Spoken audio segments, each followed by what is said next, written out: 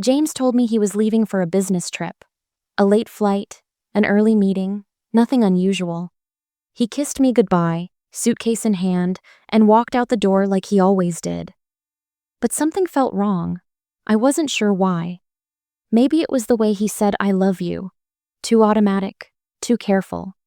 Maybe it was the way he held my gaze for just a second too long, like he was memorizing my face. I almost ignored it, almost convinced myself I was imagining things. Then his phone buzzed. Just for a second. Just long enough for me to see the name on the screen. And in that moment, my entire world tilted. Because James wasn't where he said he'd be. And by the time he saw me standing there, it was already too late. "You don't need to wait up for me," James said, his voice casual as he zipped up his suitcase.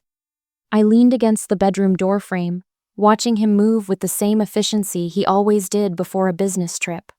Shirt, folded, laptop, packed, cologne, one spritz.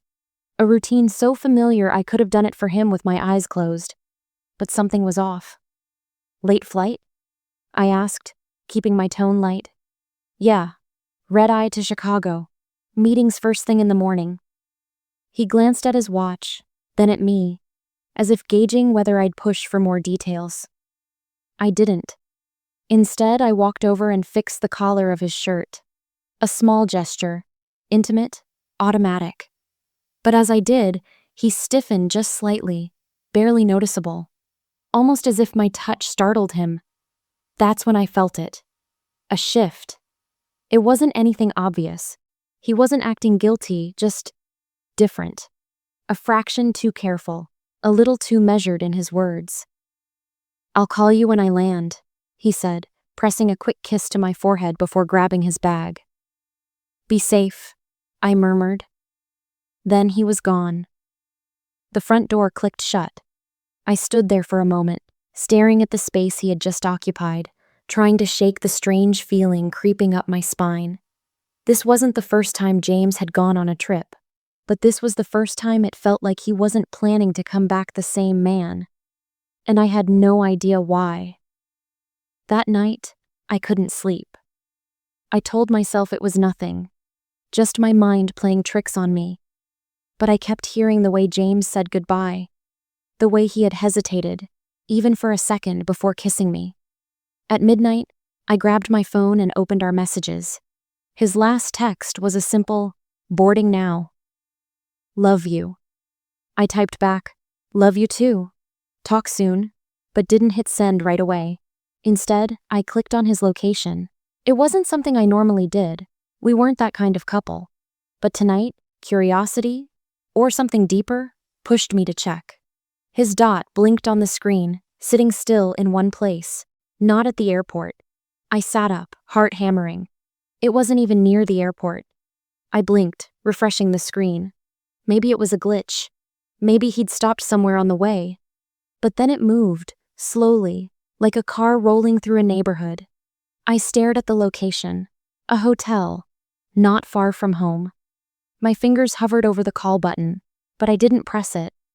Instead, I stared at his last message. "Boarding now." A lie, the first real crack. I told myself there had to be an explanation. I told myself to wait, to breathe, to not overreact. But as I sat there in the dark, staring at that blinking dot, I already knew.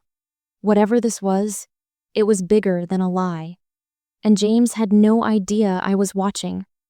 I stared at the screen, my fingers gripping the phone so tightly my knuckles ached. James's location hadn't changed. Still sitting there, a hotel across town, miles away from any airport. The lie stared back at me, bold and undeniable. I could have called him. I could have asked, "Why are you there? Why did you say you were boarding a flight?" But I didn't. Not yet. I needed more than just a blinking dot on a map. I got out of bed, pacing the dimly lit bedroom, the shadows stretching long across the walls. My mind spun through possibilities, each one worse than the last. Maybe he'd had a delay and decided to rest before heading to the airport. Maybe a client had changed plans last minute. Maybe. But no. James didn't change plans without telling me. He didn't take detours. He didn't lie. At least I had thought he didn't. I scrolled through his social media, looking for signs. Anything at all. Nothing. His last post was from 3 days ago, a casual photo of his coffee, captioned, "Early mornings, late nights. Standard, harmless." But I noticed something else. A woman had commented beneath it. Someone I didn't recognize. "Hope the meeting went well. See you soon." A simple message. Maybe meaningless. But it sent something cold curling through my chest. I clicked her profile. Her photos were polished, professional. A sharp jawline, confident eyes, expensive clothes. She worked in finance, just like James. Lived in the same city, traveled often. My mind immediately started making connections it didn't want to make. I scrolled further, my stomach twisting. Then I saw it. A photo posted just that evening. Her, at a sleek-looking hotel bar, a cocktail in hand. The same hotel where James's location was blinking on my screen. I sat down hard on the edge of the bed, the pieces snapping into place in ways I couldn't ignore. This wasn't a coincidence. He wasn't at the airport. He wasn't working. He was with someone. The room around me blurred as my own breath came sharp and unsteady. I wanted to be wrong. I wanted to close the app, forget what I saw, and wait for his usual late-night text, telling me he had landed safely. But I wasn't wrong. The signs were there, screaming at me, daring me to see them. I stood up, grabbed a jacket, and slipped on my shoes. I didn't hesitate. I didn't think. If James was lying to me, I needed to know why. And the only way to find out was to go there myself. The drive to the hotel felt longer than it was. The city lights blurred past as my grip tightened on the wheel, my mind swinging between panic and rage. My heart pounded in my ears, a steady drum of disbelief, but my hands were steady. Maybe because deep down, I already knew what I would find. I parked across the street, my breath shallow as I stared at the building. It was sleek, modern, the kind of place business professionals stayed when they wanted comfort without questions. The kind of place where secrets were easy to keep.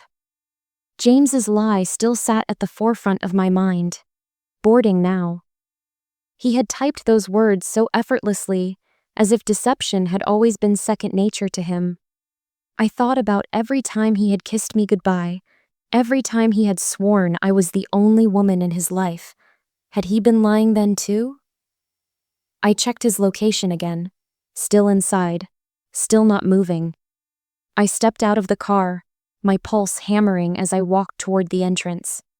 My legs felt disconnected from my body, moving forward even as my mind screamed at me to turn back, to stop, to pretend I had never seen the blinking dot on my screen. But I couldn't. Inside, the lobby was quiet. The air crisp with the scent of polished floors and expensive cologne.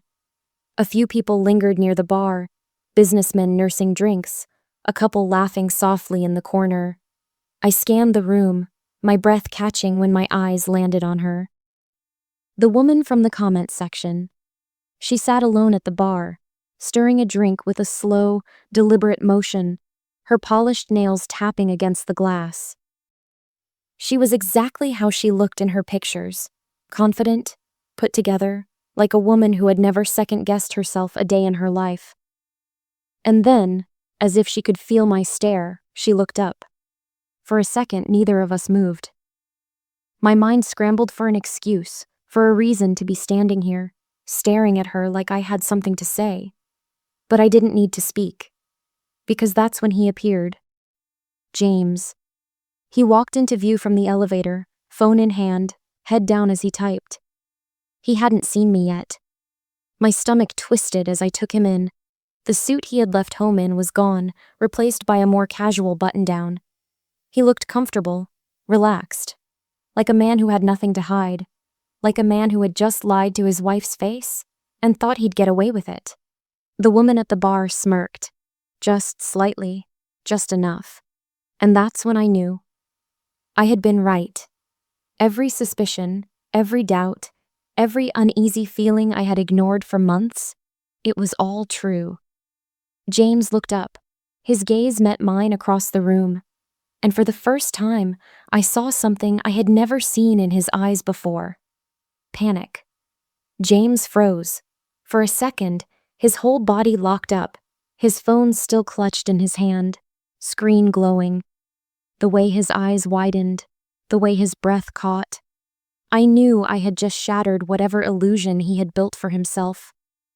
I didn't move. I didn't blink. I wanted him to feel this moment, to understand that whatever he thought he had gotten away with, whatever lie he had been living for the past few days, weeks, maybe even months, it was over. He recovered fast, like a man used to thinking on his feet, his face smoothed out, his lips parting in surprise as if he were genuinely shocked to see me standing there, like I wasn't supposed to be real in this world he had created. "What are you doing here?" he asked, his voice just a little too calm. I didn't answer. I was too busy watching the woman at the bar, the way she slowly sipped her drink, eyes flicking between us like this was just another show for her amusement. She wasn't surprised to see me. That realization hit me harder than anything else. She knew who I was. She knew he was married. This wasn't some misunderstanding, some moment of misplaced trust. Whatever this was, it was calculated. I shifted my gaze back to James, his hands clenched at his sides now, his jaw tight. "You lied," I said simply. His eyes darted to the woman, then back to me, his throat bobbing as he swallowed. I saw the wheels turning in his head, working overtime to spin a new lie, a new excuse. "It's not what you think," he started, stepping forward, voice low, careful. "I can explain." A laugh escaped me, sharp and humorless. "You told me you were on a flight to Chicago." My voice didn't shake. I wouldn't give him the satisfaction. "So tell me, James, did the plane land in this hotel bar instead?" His jaw twitched. Silence stretched between us, thick, suffocating. Then she spoke. "You didn't tell me your wife would be here." My entire body went still. James shot her a look, not of surprise, but of warning. And that was all I needed to see. This wasn't some random business meeting. This wasn't a last-minute change in plans. This was deliberate. The betrayal sat heavy in my chest, suffocating. I had spent years believing I knew this man, trusting him, loving him. And now I was looking at a stranger, and for the first time I saw it. The man he really was, underneath the lies. He wasn't panicked because he was innocent. He was panicked because he was caught. The weight of her words settled between us, thick and undeniable. "You didn't tell me your wife would be here." It echoed in my head, over and over, a truth I had spent the last hour trying to avoid. James exhaled sharply, his nostrils flaring. He looked at me, then at her, then back to me again, as if trying to decide which fire to put out first. "This isn't what it looks like." He tried again, his voice lower now, almost pleading. I tilted my head, studying him the way someone might study a specimen under glass, coldly, distantly, trying to understand how something so familiar could suddenly feel so foreign. "Then what is it, James?" I asked, my voice eerily steady.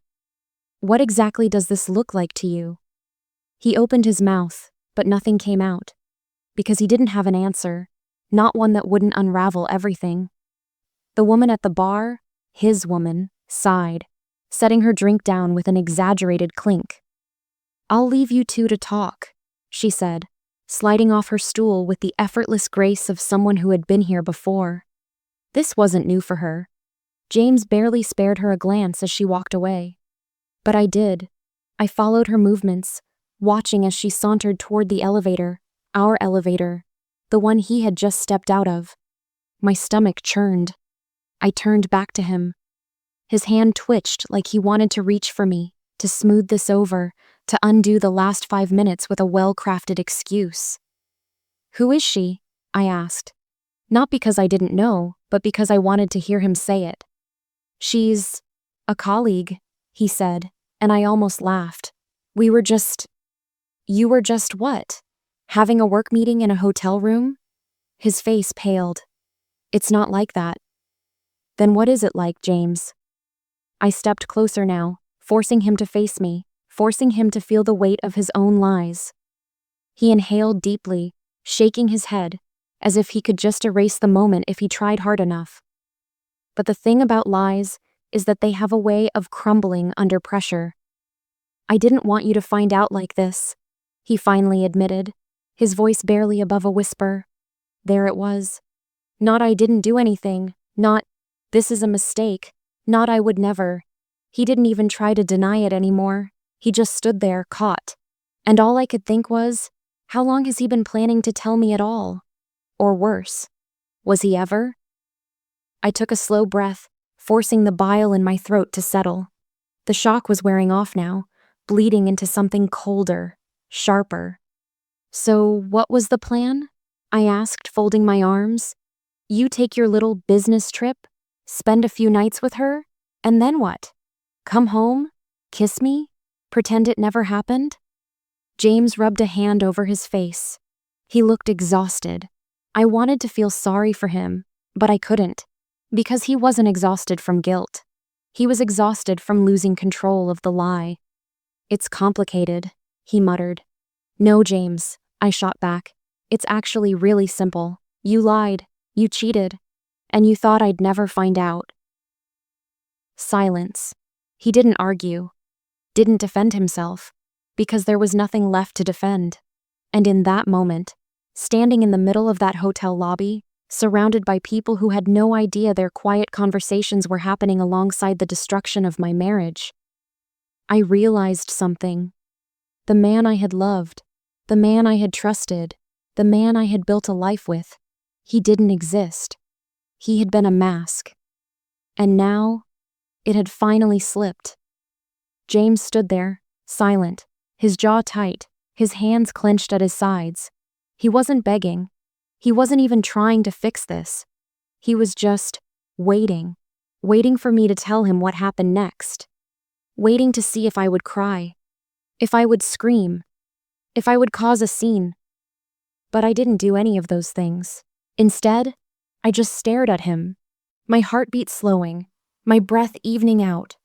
The rage, the disbelief, the devastation, they were all still there, burning underneath my skin. But something else was rising to the surface now. Clarity.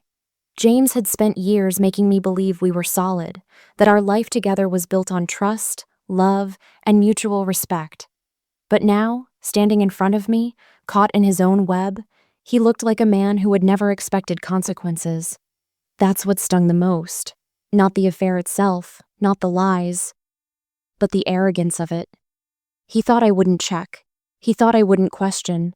He thought I would sit at home, trusting him, while he built an entire second life behind my back. I took a slow breath and let my arms drop to my sides. How long? James blinked. What? How long have you been sleeping with her? I repeated, my voice so steady it almost didn't sound like mine. He hesitated. Too long. That was all the answer I needed. Jesus, I exhaled, shaking my head. I took a step back, like I needed more space to breathe, more space to separate myself from the mess unraveling in front of me. Was it ever just me, James? Or have you been lying since the beginning? Of course it was just you, he snapped, suddenly defensive, suddenly offended.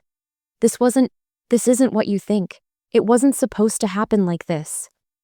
I laughed, short and bitter. Right, because I was supposed to stay home and wait like a good wife while you…